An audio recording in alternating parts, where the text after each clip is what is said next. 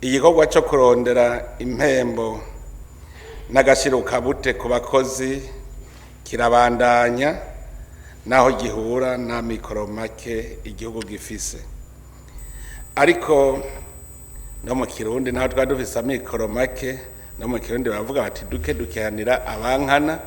Nico gituma tugerageza kurondera ingene abakorera leta bose boronka agashirukabute canke agahembo kangana. Ubu n'abakukuruke n'abariko baregereza imyaka yo gukukuruka turiko turakomeza turaba ingene boronka ikibatunga mu buzima bw'izabukuru, mukamubona ko intambwe ya mbere igira itangure gutegwa. Iyi migambi rero iratera intege kuko iratanga icizere ku bene gihugu. Murazi yuko iyo umukozi afise icizere akizigira ko kazoza keza kariho, n'ibikorwa akora abirangura anonokewe, ashirutse umwete kuko abazi ko ejo ari heza. Ico gihe rero n'umwimbu ucuba mwiza, imiryango nayo nyene iratera imbere, n'igihugu kikahungukira. Nyakubahwa mwese rero, nk'uko twari twavyemeranije, tuje kurabira hamwe kandi tusuzume intambwe tugezeko mwishigwa mu ngiro ry'umugambi w'igihugu wo gukingira no guteganiriza akazoza abene gihugu. Muri iyi nama ya bose igira 9, mu vyigwa nabonye mwashikirije, twarose akaryo ko kubona neza aho tugejeje ikivi mu gushira mu ngiro ivyo twari twapfunditse mu nama ya bose iheruka. Twashikirijwe n'ivyasabwe mu ndwi yahariwe ugukingira no gutegereza akazoza abene gihugu iheruka kuva ku igenekerezo rya 23 gushika rya 27 Ntwarante mu 2026. Twabonye ivyavuye mu cigwa cerekeye ugukingira no guteganiriza akazoza abikorera ivyabo, harimwo n'imyuga, abo twita secteur informel et rural. Mwatweretse naho umugambi mera nk'abandi ugeze mu gushikira abene gihugu, cyane cyane uwo mugambi mera nk'abandi murazi ko ndawushimikira ko cyane, kuko je nafashe ko ari umutahe abene gihugu bitwaje uzobandanya. None ndanezerejwe no kubona ko mwabifashe nka nkama, kuko burya ujya mugambi watanguye naho mwoja gusuzuma muza gusanga ujya wabaye gusesagura mbere. Ndabizije rero ndiko ndaraba buke buke, turiko turamenya twese ko ataterambere rirama canke ko atabuzi bwiza bushoboka iyo ata politike yo gukingira no guteganiriza akazoza abene gihugu nziza ihari, yemewe na bose kandi itunganiriza bose. Umugambi w'igihugu mushasha wo gukingira no guteganiriza akazoza abene gihugu kuva mu mwaka wa 2024 gushika mu 2033 uriko urarangurwa. Ivyo bikaba vyerekana ko icipfuzo cacu c'uko umurundi wese yotunga agatunganirwa mu vyiwe no mu biwe kiriko kiraranguka. Uwo mugambi nta numwe ukumira, ni umugambi wa bose ukingira abene gihugu mu mice yabo itandukanye. Uwo mugambi dusubire kuvyibutsa ugizwe n'inkingi 7 ziraba ubuzima bw'umuntu kuva kivuka gushika mu zabukuru. Izo nkingi nazo zikaba ari izi zikurikira: ubwa mbere ni gukingira no kurondera ineza y'ibibondo, ubwa kabiri gukingira abantu bakuze bafise ingufu zo gukora, hamwe n'iterambere rishingiye ku guteza imbere urwaruka. Ubwa gatatu ni ukwitaho abageze mu zabukuru. Ubwa kane ni ubuvuzi bwiza kandi butavuna kuri bose. Ubwa gatanu ni gukingira abantu b'amikoro make n'imigwi ititaweho.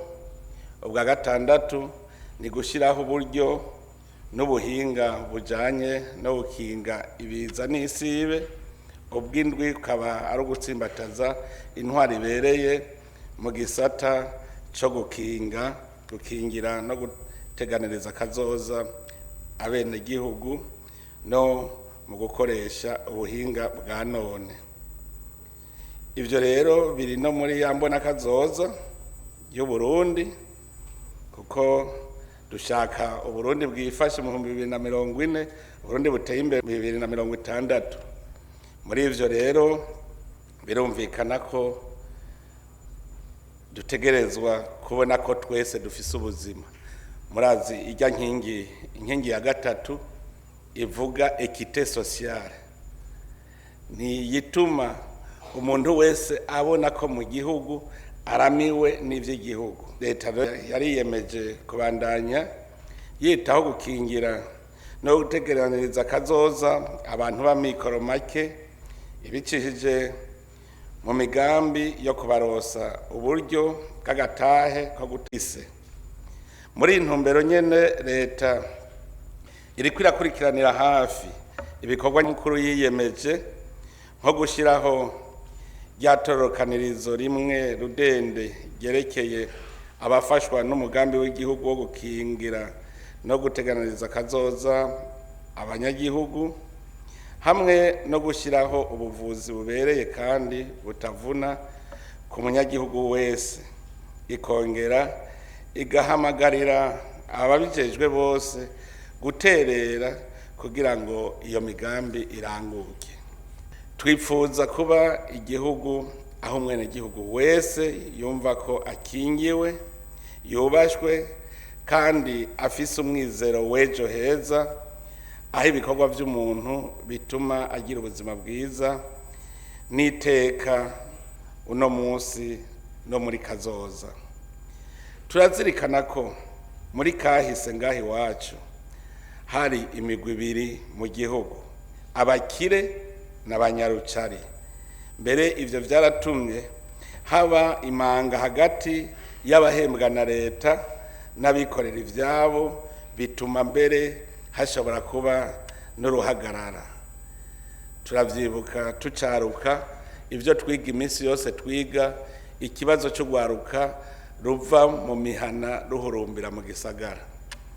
Tugize ivyigwa neza, twasanze gutunganya intwaro ku buryo amahera y'igihugu yose aherera mu mugwa mukuru bituma abantu bose baruhukira mu gisagara, kuko bavuga yuko umukire nuwuba ku mugwa mukuru.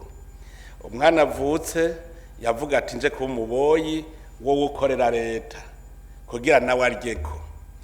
Umwana w'umukobwa ati nje kuba umuyaya wo gukorera leta kugira aryeko. Uwundi ati nje kuba umushoferi w'imodoka itwara gukorera leta nawe aryeko. Ingaruka zavyo haca habura abakora ibikorwa bigwiza umwimbu, bose bagaca baja mu byo twita service. Ata mwimbu duga rero mumenye ubukene bwabwadutse, kuko twaba tubivuga gutera imbere ni croissance. Udafise ikintu wimbura werekana nta croissance uba wagize, utegereza kugira umwimbu.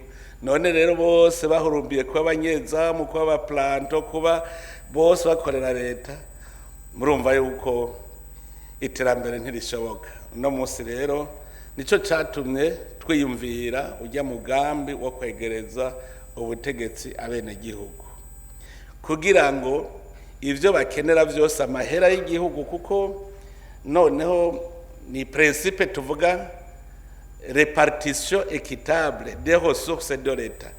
Novuga intara zose zitegeza kubona ko zashikiriwe. Nico gituma rero ubu mu rujya mugambi wo kwegereza ubutegetsi abenegihugu twafashe ko intara yose izana imigambi, ikomine ikazana imigambi, kugira ngo imigambi yose ikoregwe hariya mu benegihugu, gutyo twese rya terambere ridakumira kandi rirama niho rizoba rivuye.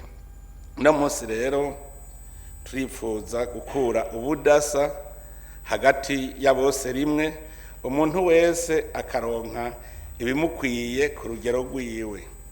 Nico gituma ku bwanje nipfuza ko umwe wese yotanga ibihuye n'ubushobozi bwiwe, umwe wese akaronka ibijanye n'ivyo yakoze.